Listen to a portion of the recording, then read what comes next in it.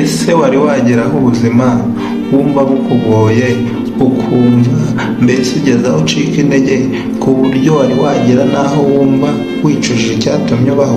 Niba warigeze ugera muri ibyo bihe cyangwa se ubirimo muri uyu mwanya, ndagira ngo ubanze ukurikire aka video gatoya ugiye kumva kagiye kugusubiza intege muri wowe kandi biragutera gukomeza.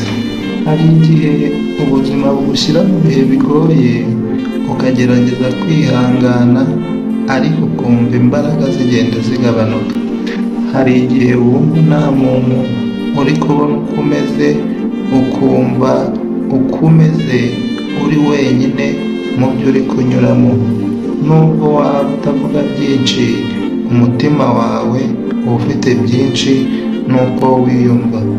Ariko reka mubwire ukuri kumwe kandi kugiye kukugirira umumaro. Nubwo bigoye ntabwo ari iherezo.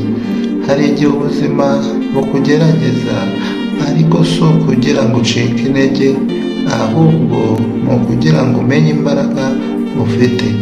Ibihe bitoroshye nibyo byubaka umuntu utajegajega. Nubwo wumva uri hasi uyu munsi, ntibivuze ko ariho uzahora. Hari impinduka zitangira buhoro buhoro, zitagaragara ako kanya, ariko zikagenda zubaka ejo hazaza. Ntukarebe aho ugeze uyu munsi gusa, ahubwo reba n'aho ushobora kuzagera ejo hazaza. Hari byinshi utarabona, hari na byiza bitari byaza. Nubwo wumva warananiwe, hari igice cyawe kigishoboye gukomeza, ntukakirengagize. Ntukibwire amagambo aguca intege, ahubwo wibwire uti nzakomeza nubwo bigoye, kuko gukomeza ni intambwe ya mbere yo kugera kure. Ntibisaba ko uba uri intungane, bisaba gusa ko udahagarara. Intambwe nto nayo ni intambwe, kandi uko ugenda utera izo ntambwe niko wigeza ubuzima hirya, kandi niko wiyegereza ubuzima wifuza.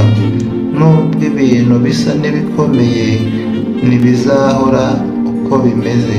Komeza, kuko hari byinshi byiza bigutegereje imbere. Ntugacike intege. Nimba hari icyo ukuyemo cyangwa ukaba wumva harimo inyigisho muri ibyo bintu umaze kumva, kanda like kuri iyo video ndetse uyisangize n'abandi. Ahari hari igihe wasa n'imitima imwe mu bantu bari bacitse intege bakaba bagiye gukomeza urugendo.